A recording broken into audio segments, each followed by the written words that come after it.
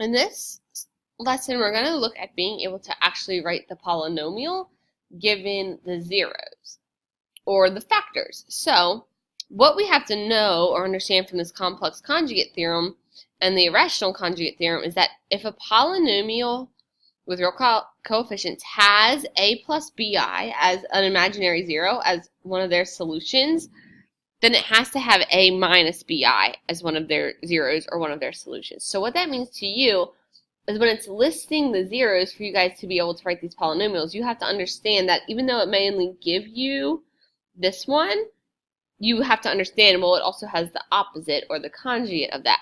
So that goes for imaginary solutions and radical solutions. Anytime you guys have a plus something, you also have a minus something if it's underneath that radical. When you take the square root, you get positive and negative solution. That's where the I comes from too. You get an imaginary value from taking the square root of something.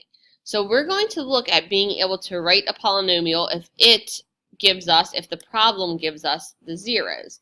So like for example 1, we're writing a polynomial f of least degree that has rational coefficients with 3, negative 2, and 4. So if x equals 3, negative 2, and 4, then the factors had to have started as x minus 3, x plus 2, and x minus 4. If when you solve for each of those, you actually get the x values 3, negative 2, and positive 4. So if those are our zeros, then we can say, okay, that's what the factors must be. So we know that we could multiply all of those together. So we can say this polynomial f equals x minus 3 times x plus 2 times x minus 4. So we can't multiply all three of them at once, so we need to do 2 at a time. So x minus 3 times x plus 2. If you guys FOIL, you do generic rectangle, whatever you do, whatever works for you. X minus 3, x plus 2. So multiply that out.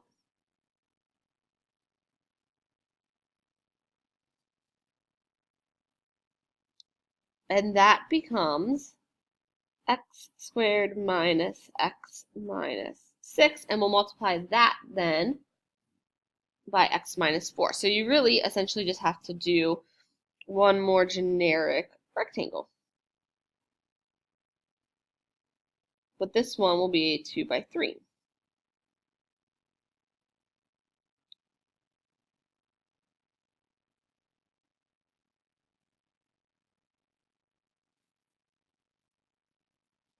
So x squared times x, we can, again, you guys can FOIL or distribute too. You don't have to use this generic rectangle. It's just that this is usually the option of choice.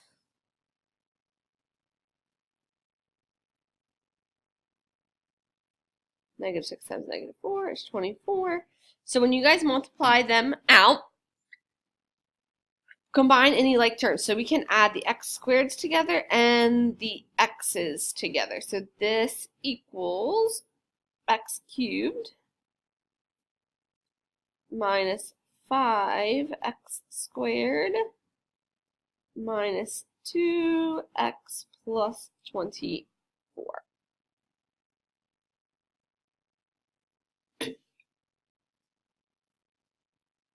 So that would be our polynomial.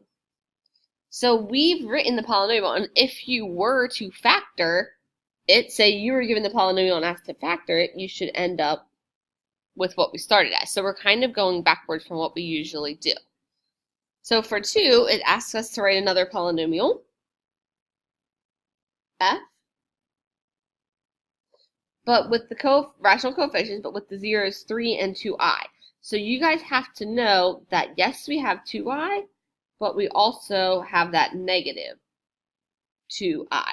So when we're writing this polynomial, we need to include the factors x minus 3 and then x plus and x minus 2i. And then we'll multiply them together. So remember, if your 0 is 3, your factor had to start as x minus 3.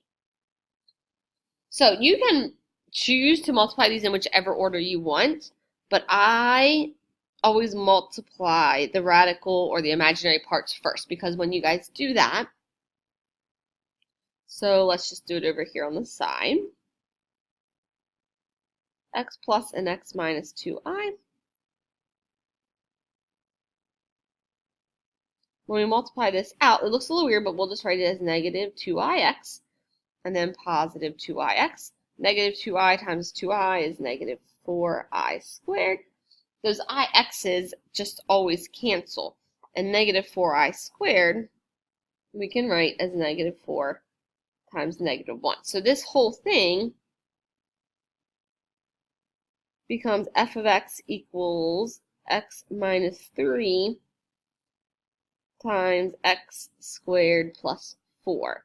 And then you guys can multiply that.